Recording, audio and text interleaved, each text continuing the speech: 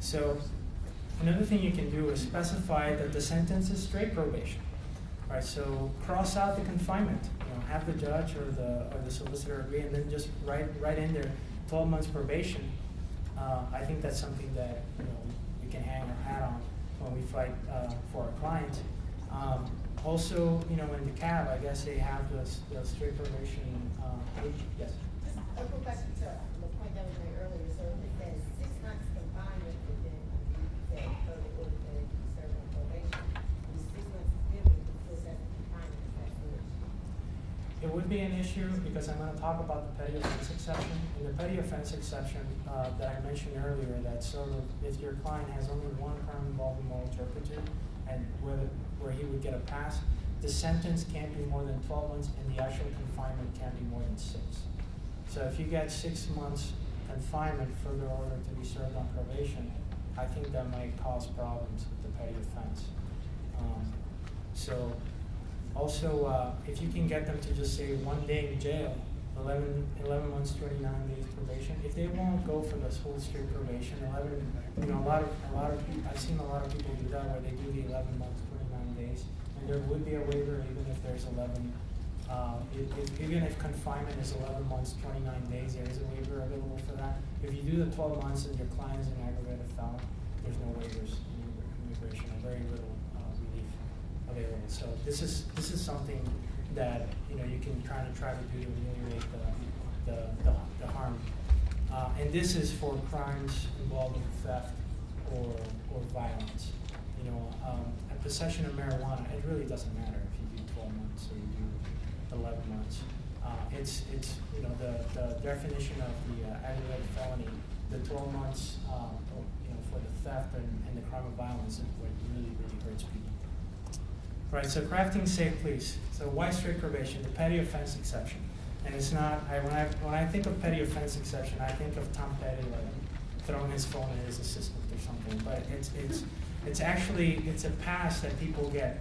A foreign national who has committed a single crime of moral turpitude will still be admissible if the maximum penalty possible for a crime is less than 1 year imprisonment and the foreign national was not sentenced to more than 6 months in prison. So that's why it's very important to say probation. 12 months probation, no problem. If you say 6 months confinement further order to be served on probation, I think it will run afoul of this. So it's something that you can keep in mind. Now, if your client has a previous battery or previous shoplifting, petty offense exception doesn't really matter. But you still want to have it under the 12 months because even though he might not be eligible for the petty offense, if it's not an aggravated felony, he may have some form of relief and some waiver with immigration.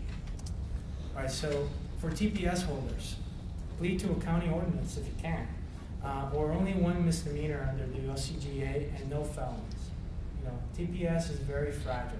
It's a humanitarian form of relief, and it's I guess some generosity from the government, but that generosity comes at a very steep price. I mean, you have to be a model citizen if you're on TPS. You cannot get in trouble. All right, DUI, I guess this was not, I didn't do this correctly. Although it's not a crime involving moral turpitude, I think a DUI can, in some instances, impede the showing of good moral character, and some judges have been known to be very, very strict about it. So, but a reckless, especially if there's an injury, could put your client in trouble with CIMT. So ignore this and cross this out. I shouldn't have put on there. Right. If charged with a drug crime, try to make the conviction for personal possession. Avoid intent to distribute. Intent to distribute is going to make your client an aggravated felon. No relief. All right. For United States citizens, and as I had mentioned before, on the Adam Walsh Act, somebody who is a U.S. citizen who marries a person who's not a U.S. citizen, and for example, the person came in with a visa and he wants to petition for that person. If that person was convicted for a crime against a child, he may not be able to petition for his wife or his child. There's in the Adam Walsh Act, there's there's a provision for the Attorney General finding that the person has been rehabilitated. But as a personal experience that I had somebody who was petitioning for his spouse and his child. He had had a domestic violence. There was a child present, so there had been a cruelty to children charge. And that even though that charge had been dismissed, the officer, it kind of, the antennas went up and they started talking about him not being eligible. And then when we were able to show that the charges were dismissed, then he was able to proceed. But this is something, again, it's out of the scope, this is for U.S. citizens, not immigrants. But if you know for a fact that your client is married to an immigrant, this might be something to consider, to maybe see if you can negotiate to not have them plead to cruelty to children or something that involves a crime against a child. There are two other things that I wanted to mention that I didn't put on here. And I had mentioned earlier that juvenile adjudication is not a conviction. So if you have the option of keeping your client in juvenile court, keep him there if he's an immigrant. If you have the option of moving him and keeping him there, keep him there, because that's going to help him if he's an immigrant. And then the previous presenter spoke about like the divisible statute CIMTs. There's an example of on this handout that we gave, number 16, obstruction. It's a divisible statute, and if the obstruction is charged under some of the sections, it could be in the CIMT, and under some it could not be. So, if it's a divisible statute and there's something in there that doesn't require evil intent, try to get them to accuse it that way, or specify it in the disposition. And then post-conviction relief, sentence clarification. That's something for if somebody has already been convicted. Sometimes you can go back and get the judge to sign an order saying that the client had probation and wasn't in confinement. Habeas, they talked about, I think earlier, so I won't go into that. And pardons can actually help clients with their immigration process. And we'll wait till another one of the experts is here, because I really don't feel like I can talk much about that. But anyways, for the end, I wanna wholeheartedly thank you for defending immigrants. When people go into court, I do a little bit of criminal law, and I have prosecutors or solicitors sometimes tell me, I don't treat people I don't treat immigrants in any different, or I don't give them special treatment because they're here illegally or undocumented or whatever. To that I always answer, you should treat them, you should give them special consideration, because a U.S. citizen gets convicted of a shoplifting, he does his time and he goes on with his life. It may have some impact on him getting jobs later, but at least he can stay here. For an immigrant, this is life or death. Literally, in a lot of cases, when people cannot stay here, they have to go back to a country where their children are not going to be able to receive the same sort of opportunities that they have here, and they may even get killed. So I think this is something that all these things that we talked about, based on the consequences that can flow from these convictions, you should tell them, yes, no, this is a person that deserves a little bit more special consideration because of the draconian consequences of convictions. Look for the convictions chart that we handed out. Sorry, my bad. It was late. Also, I've included some good books to read. There's a book called Immigration Consequences of Criminal Activity. It's available on the VALaw.gov website, and there's some really good discussions in there about what happens when somebody gets convicted and how you can handle certain offenses. And then that's it. Are there any questions, or should we just move on to the next presenter, I guess? All right, well, thank you very much.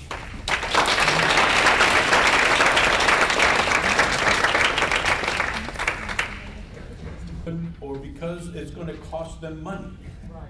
Right? But if you can convince the district attorney or the solicitor that a sentence of probation, 2 years to be served on probation, is going to result in deportation because of the ICE hold, As soon as the individual goes on probation, ICE picks him up. 5 years to be suspended upon deportation means 5 years of jail, period. What about work a halfway house? No, there's no parole. 10 years and you're going to be on parole at the end of 4, ain't going to work. Because of the ICE hold, you're not going to go to a halfway house. You're not going to get parole. You're going to do the 10 years. So Padilla talks about the ability of defense counsel to work with district attorney. So work something out.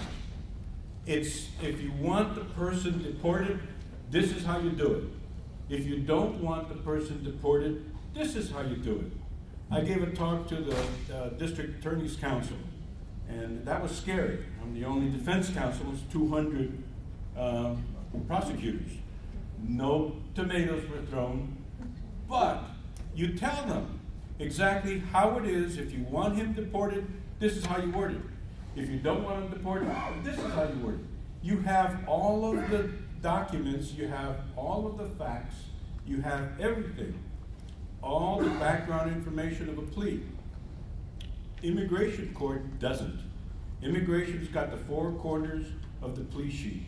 If the word confinement is in there, it's goodbye. If the word confinement is crossed out, there may be equities that an individual can take. Otherwise, he's gone. 5 years to serve, suspended upon deportation, it's 5 years to serve. 5 years probation because of a crime that involves crime involving moral turpitude, or 5 years confinement to be served on probation is an aggravated felony. And an aggravated felony is deportation. And that's banishment. I mean, that's for life. You're gone. You ain't coming back. So if you have the 5-year sentence to serve, and parole says you can get out in 2, you're saying you're not going to get out in 2 even though they have a right to deport you after the 2? Correct. You have to do the whole process. Uh-huh. Yeah. So you got to be careful with that. Yes, there's a question.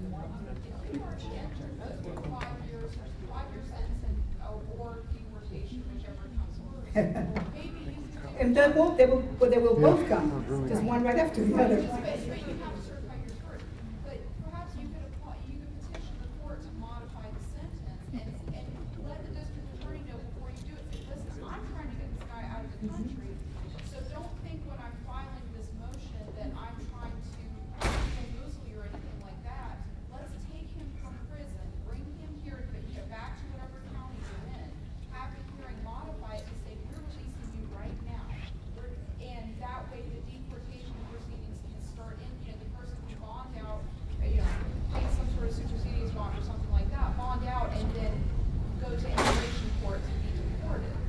And maybe that would be a better result than having them serve the whole sentence in prison and then get deported on top of all. If you're, Would that work, or is that just? here's a statement.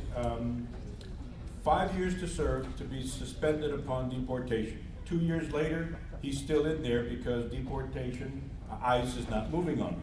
So you bring him back in front of the same judge that gave you 5 years to serve, suspended upon deportation.